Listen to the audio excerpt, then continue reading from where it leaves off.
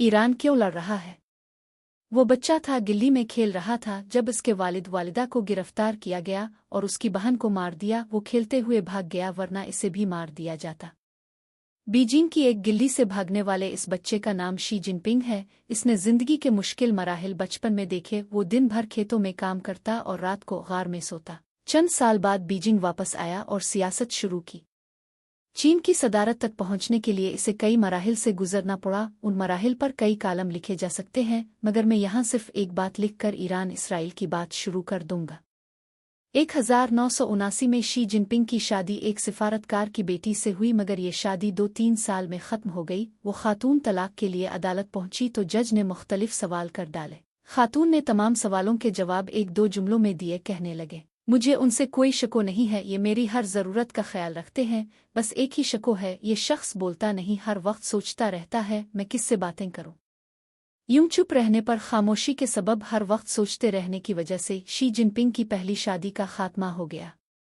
मज़कूरा वाला वाक़या मुझे इसलिए याद आया कि जब इसराइल ने ईरान पर हमला किया तो सब मुल्कों ने बोलना शुरू किया। कुछ हुक्मरानों ने इसराइली मुअक्किफ़ की हिमायत की तो कुछ हुक्मरानों ने ईरानी मुअक्किफ़ को सराहा। इस्लामी ममालिक की अक्सरियत ईरान के साथ खड़ी हो गई। चीन और रूस ने वीटो भी किया। इसराइल और ईरान एक दूसरे पर हमले करते रहे, मगर वो चुप रहा। फिर अमरीकी सदर ने यहाँ तक कह दिया कि शुमाली कोरिया और चीन ईरान की अमली मदद कर रहे हैं।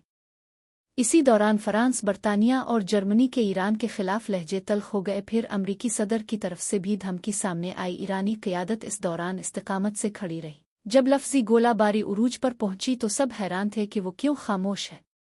सबसे ज्यादा परेशानी अमरीकियों को थी कि वो क्यों चुप है।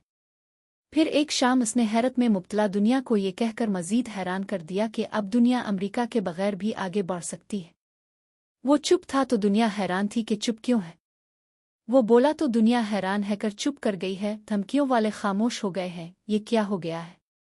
वैसे शी जिनपिंग की शख्सियत भी कमाल है कि चुप रहे तो दुनिया फिर भी हैरान, और बोल पड़े तो मजीद हैरान। अमरीकी सदर की खिलेआम धमकियों के जवाब में चीनी वजीर खारजा ने भी इसी लबो लहजे में जवाब दिया है कि अमरीका बाप नहीं जो हुक्म सादिर करता फिरे, 1 मिनट नहीं लगे तमाम कंपनियों को ताले लगवा देंगे और दूसरे दिन अमरीकी सड़कों पर आ जाएंगे। चाइना की जितनी एक दिन की इनकम है, अमरीका का इतना दिफाई बजट भी नहीं है। ट्रंप अपनी जुबान से सोच समझ कर अल्फाज निकाले। ईरान इसराइल जंग में वो अल्फाज बहुत कीमती हैं जो अपनी कौम से मुखातिब होकर ईरानी रहबर आयतुल्लाह सैयद अली खामनाई ने अदा किए हैं। वो कहते हैं, मेरी जान की कोई कीमत नहीं, एक नाकिस जिस्म है और थोड़ी सी शोहरत जो आप लोगों ने दी है। मैंने सब कुछ इस्लाम और इस इनकलाब के लिए रखा हुआ है। मैं सब कुछ कुर्बान करने के लिए तैयार हूँ। संत सैयदना इमाम हुसैन रज़ी अल्लाह अन्हु की तरह। अभी तक के जंगी नताइज में ईरान ने दुनिया को हैरान किया है और मजीद हैरान करता जा रहा है। ईरानियों और इसराइलियों में एक फ़र्क है। ईरानी कौम हमलों के बाद आपको सड़कों पर नजर आती है, जबकि इसराइली बैंकरों में छुपे हुए हैं या फिर समंदरों के रास्ते भागने की कोशिशों में लगे हैं। ईरान बड़ा मुल्क है, इसराइल पूरी ईरानी आबादी को निशाना नहीं बना सकता। इसराइल छोटा है, इसका बचना मुश्किल है। इसराइल और उसके हवारियों को ईरानी मिसाइलों की समझ ही नहीं आ रही, क्योंकि वो सब बेबस हो चुके हैं। आने वाले दिनों में इसराइल का बहुत ज्यादा नुकसान होगा। ईरान के लिए लंबी जंग लड़ना मुश्किल नहीं, इसराइल के लिए लंबी जंग लड़ना मसला है। ईरान नफा नुकसान से हिट कर नजरिए की बुनियाद पर जंग लड़ रहा है। ईरान ने कभी मुफादात को मद्देनजर नहीं रखा, इसीलिए वो बातिल कुव्वतों के लिए परेशानी की अलामत है।